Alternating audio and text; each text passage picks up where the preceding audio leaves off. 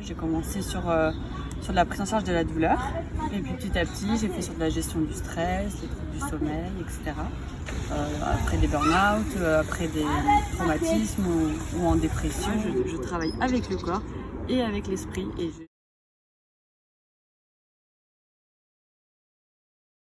En fait, notre cerveau et notre esprit conscient fait attention à nous maintenir en sécurité.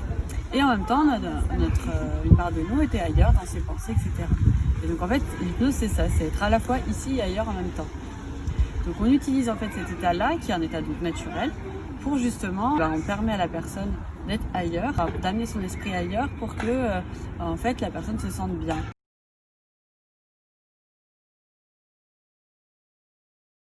Comme pour tout un chacun, le confinement m'a amené à me repositionner et à me poser des questions. J'avais mes patients au téléphone, moi, toutes les semaines pendant le confinement, et j'ai pu faire des séances d'hypnose juste par téléphone. En fait, je guide le patient avec ma voix. Je lui parle, voilà, et ça, d'une certaine manière, et avec des suggestions hypnotiques, ce qui fait que la personne rentre en état d'hypnose. Quand j'ai vu que ça marchait super bien, je me suis dit waouh, mais en fait c'est génial, c'est-à-dire que même moi j'ai découvert ça.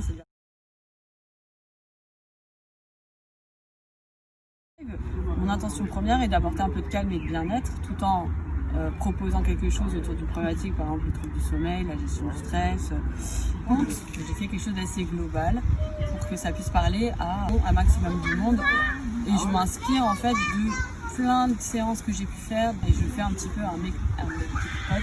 Et puis je m'inspire aussi de mon propre vécu à l'instant T. C'est pas comme un cours ou comme chose où il faudrait suivre la technique de A à Z, bien écouter, instant après instant.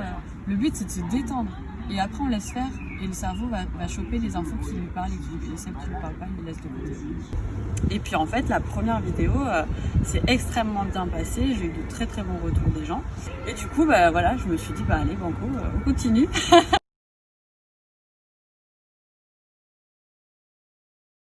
En fait, ça m'a plutôt ouvert des portes parce que c'est quelque chose que je n'aurais jamais imaginé avant.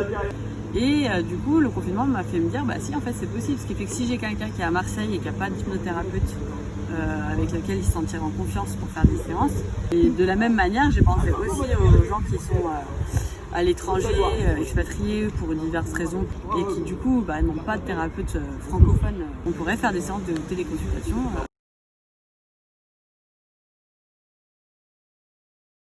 Je propose un peu des séances, peut-être moins régulièrement, mais en tout cas, à des moments, j'ai prévu de continuer à faire de temps en temps effectivement des lives.